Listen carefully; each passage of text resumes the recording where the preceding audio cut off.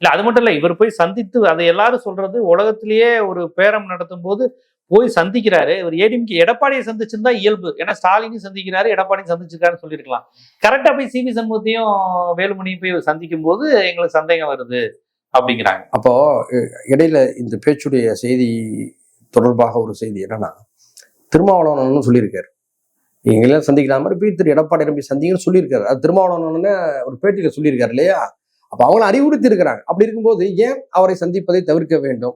ஏன் அவரிடமிருந்து பிரிந்த ஒரு குழுவை வழியே சென்று சந்திக்க வேண்டும்? இந்த கேள்வியெல்லாம் இடதா இல்லையா? அப்போ ஒரு நல்ல அரசியல் வரணும்னு சொல்லி இளைஞர்களும் மாணவர்களும் விரும்பியதாக சொல்றாங்க. அது சரியான முடிவின் அடிப்படையில் எடுக்கப்பட்ட விஷயங்களா என்பது எனக்கு இன்னும் தெரியல. உங்களுக்கும் தெரியலன்னு நினைக்கிறேன். இன்னும் புரியாத புதிரா தான் இருக்கு. எது எப்படியோ திமுக வேணாம், அண்ணா திமுக வேணாங்கிறவங்க தான் எங்களை ஆதரிச்சாங்க, வாக்களிச்சாங்கலாம் சொல்றாங்க.